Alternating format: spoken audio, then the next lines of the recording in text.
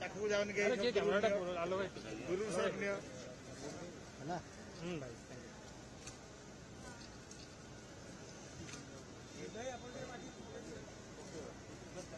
ବିଭୟ main ଲୋକ ବିଭୟ main ଲୋକ ଆପଣ ଆଉ ମୁଖ୍ୟ ଲୋକ ଆପଣ ଆପଣ ରୁହନ୍ତୁ ରୁହନ୍ତୁ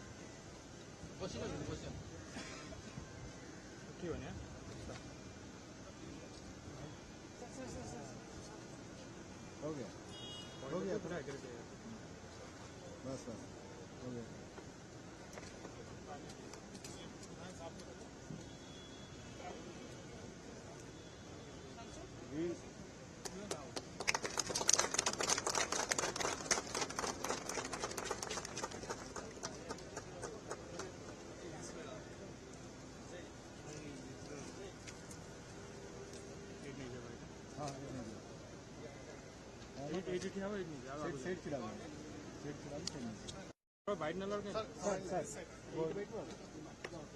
सर थोड़ा पीछे सर थोड़ा भैया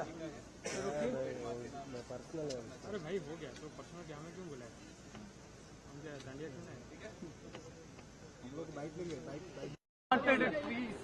पूरी बात बता देता हूँ मैं ही बता। So, what's the message you wanted? Media के सभी मित्रों को मेरा नमस्कार। आज भगवान जगन्नाथ की भूमि पर आके बहुत खुशी हुई। आज स्पेसिफिकली भुवनेश्वर एयरपोर्ट रिव्यू करने के लिए मैं आया हुआ हूं और यहां पे हमारे एयरपोर्ट अथॉरिटी ऑफ इंडिया के अफसरों के साथ मैंने रिव्यू लिया है और इसमें बहुत खुशी की बात है कि बहुत डेवलप हुआ है भुवनेश्वर एयरपोर्ट। आज देखें तो करीब 20 सिटीज से कनेक्टेड है भुवनेश्वर का एयरपोर्ट और इंटरनेशनली भी 4 शहरों से ये कनेक्टेड है। और हमारी तरफ से केंद्र सरकार और राज्य सरकार, अभी दोनों यहाँ पे एनडीए की सरकार बनी है और ये डबल इंजन की सरकार जो बनी है उसके तहत ओडिशा को पूरी तरह से सिविल एविएशन सेक्टर में आगे बढ़ाने के लिए हमारी पूरी तरह से कोशिश रही है। इसी के लिए हम भुवनेश्वर से शुरू कर रहे हैं और भुवनेश्वर की अभी फिलहाल कैपेसिटी देखें तो अभी जो टर्मिनल मेरे पीछे है T1 टर्मिनल, ये T1 टर्मिनल की कैपेसिटी 40 लाख लोग पर ईयर ये संभालता है, पर इसके अभी लगभग 50 लाख लोग इससे गुजरते हैं तो इसका कैपेसिटी अभी इम्प्रूव करना है।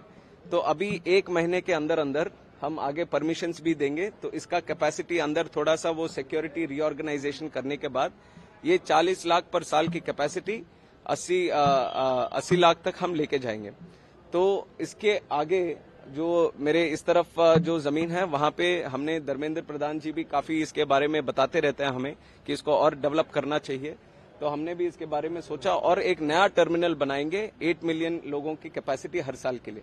अगर ये नया टर्मिनल आगे 2 साल में अगर हम बना दे तो भुवनेश्वर एयरपोर्ट और ज्यादा पैसेंजर कैपेसिटी यहां से बढ़ाने के लिए बहुत सुविधा मिलेगी, तो इसके ऊपर हमारा ध्यान है, उसको करेंगे। आगे कैट 2 का भी ये लाइटिंग सिस्टम यहाँ पे लगाना है, वो भी काम चल रहा है। 1 महीने के अंदर अंदर मैं भी आज आया हूँ, रिव्यू लिया है मैंने, तो उसको भी हमने अधिकारियों को बोला कि जल्दी से कैट 2 का भी जो सिस्टम लगाना है यहाँ पे उसको भी पूरा करे। उसके अलावा जो छोटे छोटे काम है यहाँ पे आगे आप देख रहे हैं उस तरफ थोड़ा सा एक्सटेंशन भी काम चल रहा है और थोड़ी सी सुविधाएं पैसेंजर के लिए आगे बढ़ाने की कुछ काम चल रही है, उसको भी अभी 1 महीने के अंदर सारा निपटाएंगे, सारे काम उसको पूरा करेंगे। तो हमारी ये सोच है कि भुवनेश्वर एयरपोर्ट ये अभी स्टेट कैपिटल एयरपोर्ट है और यहाँ से जैसे मैंने बोला काफी बढ़ता जा रहा है, एयर ट्रैवल का पैसेंजर कैपेसिटी भी बढ़ता जा रहा है, तो इसको आगे 10 साल 20 साल सोचते हुए हम यहाँ पे प्लानिंग कर रहे हैं और उसके तहत हम T3 नया टर्मिनल भी उसके हिसाब से हम बनाएंगे, जिससे लोकल पैसेंजर्स हो या डोमेस्टिक या इंटरनेशनल पैसेंजर्स हो सबके लिए अच्छी सी सुविधा हो। और आगे यहाँ से कनेक्टिविटी की बात मैंने बोली है, 20 शहर तक भारत में अलग अलग शहरों से यहाँ से कनेक्टेड है। फिर भी यहाँ से डिमांड है एक तो कि जम्मू से थोड़ा कनेक्ट करे, गुजरात में सूरत से कनेक्ट करे, राजस्थान में जयपुर से कनेक्ट करे, और मैं आंध्रा से आता हूं वहां पे विशाखापट्टनम का भी कनेक्टिविटी, डायरेक्ट कनेक्टिविटी, ऐसे 4-5 और शहरों की काफी डिमांड यहां से आ रही है। तो हमारे मंत्रालय से हम यही कोशिश करेंगे कि आगे बढ़ते हुए यहाँ पे ये जो कनेक्टिविटी की जरूरत है उसको भी हम पूरा करें। उसके अलावा ओडिशा में आगे आप एयरपोर्ट्स की अगर बात करेंगे, एक झारसुगुड़ा में एयरपोर्ट है, उसको भी काफी अच्छी तरह से नरेंद्र मोदी जी प्रधानमंत्री बनने के बाद आपने देखा होगा किस तरह से सिविल एविएशन सेक्टर को भारत में एक बढ़ावा मोदी जी के सोच में आगे बढ़ा है। अभी फिलहाल एयरपोर्ट्स इतने सारे बड़े हैं, उसके तहत ओडिशा में भी पिछले 10 साल में हमने झारसुगुड़ा और उत्कला, जयपुर और रोरकेला, ये 4 एयरपोर्ट्स को हमने थोड़ा रीजनल कनेक्टिविटी स्कीम के तहत उसको आगे बढ़ाया, छोटे छोटे कनेक्टिविटी भी दी। आगे हमारी यही कोशिश रहेगी कि जो एग्जिस्टिंग एयरपोर्ट्स है, जो मैंने अभी नाम लिया है, उसको और कैसे डेवलप करें, और आगे भी कोई और नए एयरपोर्ट की प्रपोजल आती है तो उसके भी हमारे तरफ से हम पूरी तरह से सहायता करेंगे। और इस समय मैं राज्य सरकार को भी अभिनंदन देता हूं कि बहुत अच्छे तरीके से वो सपोर्ट कर रहे हैं सिविल एविएशन को भी। वो समझते हैं कि सिविल एविएशन को अगर हम बढ़ावा देंगे तो उसके हिसाब से शहर हो या फिर राज्य हो, उनके बढ़ावा के लिए बहुत अच्छा रहता है।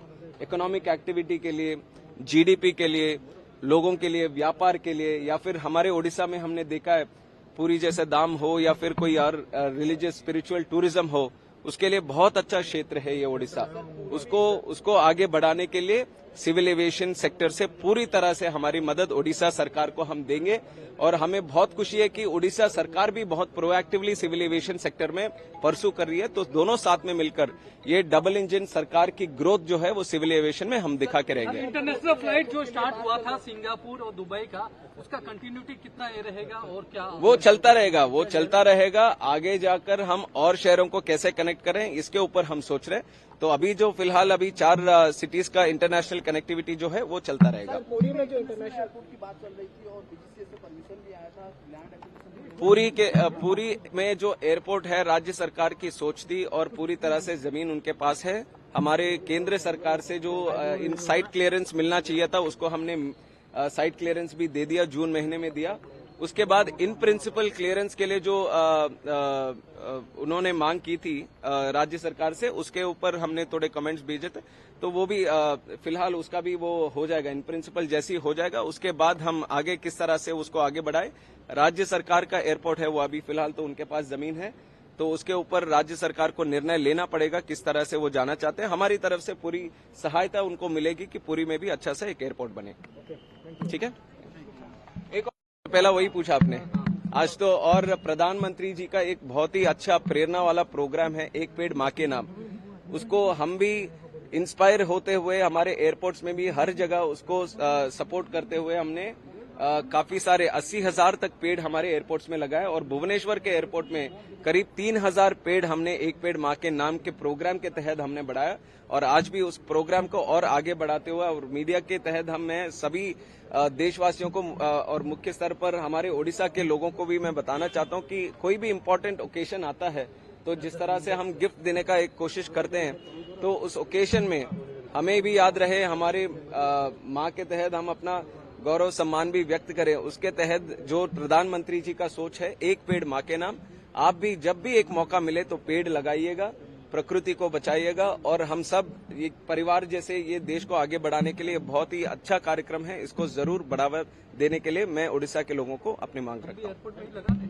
Thank you sir. अभी लगाया ना, नहीं हम भी लगा दें। सर प्लीज होगा, प्लीज थोड़ा बड़ा सर्कल कर लीजिए, थोड़ा बड़ा करके आप क्या हो ना पूरा।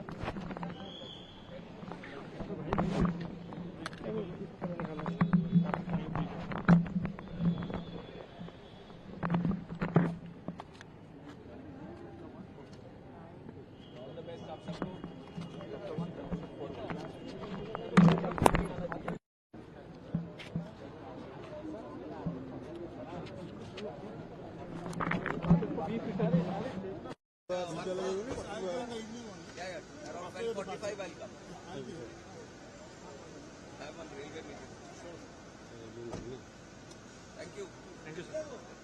ये आते रहेंगे। जी जी जी सर। घूमने का थोड़ी देर। Thank you.